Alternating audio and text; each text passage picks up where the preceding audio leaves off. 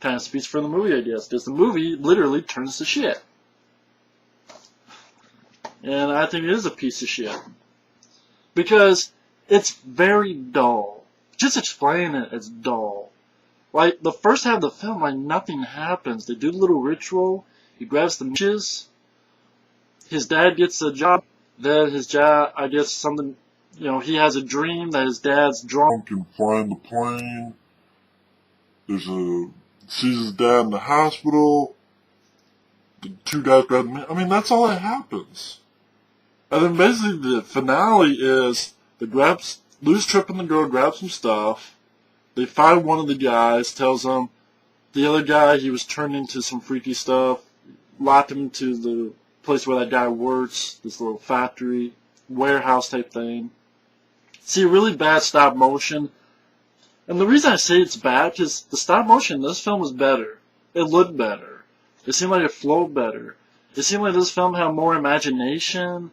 I think maybe because the fact it was contained in one place made it more accessible, or made it more, and weirdly enough, this film apparently is rated R, but God forbid, I have no fucking idea why it's rated R.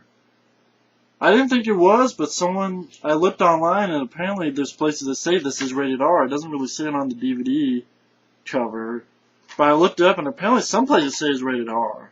So if I'm wrong, if I'm wrong. If I'm right, there's no reason why this should be rated R. There's nothing bad in it. So, which makes me think that some people online are probably full of shit. Maybe this isn't rated R. This probably is just PG-13, but just throwing it out there. If it is for some reason rated R, it's bullshit. There's no fucking reason. This is PG-13 and it makes perfect sense. Doesn't need to be. But yeah, this bad, you know, Ray Harryhausen stop motion type of effect. Ray Harryhausen didn't do it, but I'm just saying, like, the stuff in the first film's better. And the other guy falls, dies, maybe his heart gave out. The creature grabs the guy, they leave. Then that guy who we thought was dead comes back, reveals himself sort of a demon type figure, so they both been turned to demons. They grab the girl. Louis Tripp falls into this other dimension where you have this like little kind of ruins type of thing.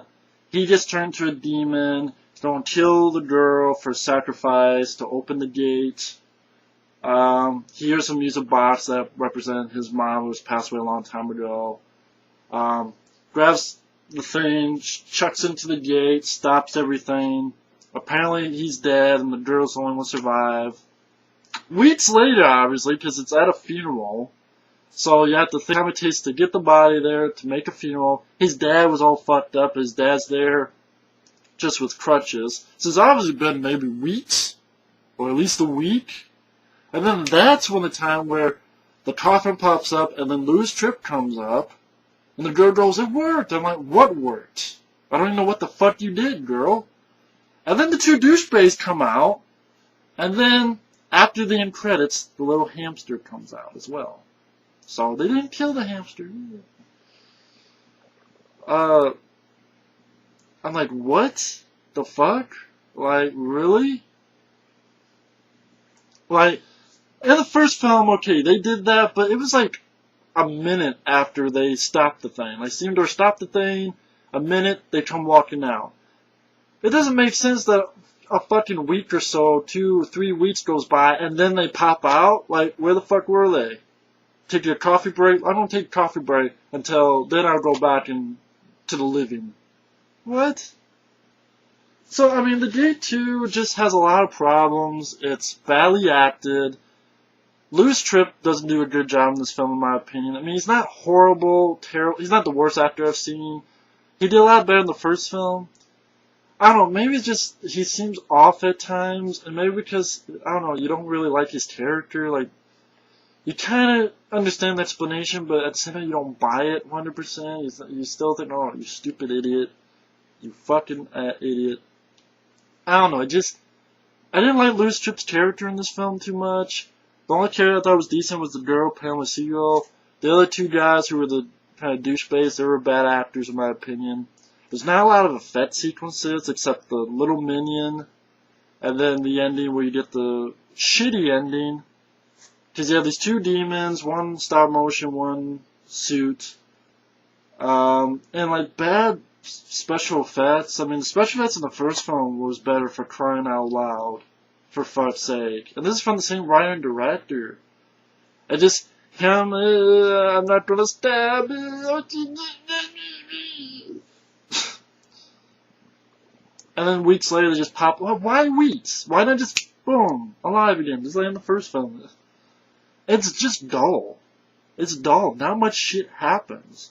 Like this film, you had the workman zombie coming out of the wall, you had the phone melting, you had all the little minions, you had the seeing their parents in the face, you know, like a lot more imagination. A lot better pace. Here, the biggest problem with this is the pace. It makes it become very dull, like nothing happens. You don't really care too much about the characters, including the lead guy. The ending is half-assed, and kind of like, well, brother, it's very cheesy in a bad way. And it's boring. And it just shows that they did not really have a story. In other words, you did not need a sequel to this film. It was fine. You did not need a Gate 2. That's why it wasn't released for fucking a couple years, till 1992. But I'm sure I'd go on to 2 parts because I'd always talk too damn much. But anyway, thanks for watching. Take care. And the Gate 2 is just very lame movie. So thanks for watching and take care. And by the way, what is the, I mean, the whole thing with the wishes turning to shit, okay. Well, on one hand, it's never seen it done before, but on the other hand, it's like, really? Like, why do they turn to shit? Like, why don't they just don't? I guess demons have a sense of humor? I guess that's the whole point? Demons have a sense of humor? It's just funny, it's just weird that they turn to actual shit. I'm like, it does fit the movie to, this movie will turn to shit. And my fucking hand. Anyway, thanks for watching, and take care. Later.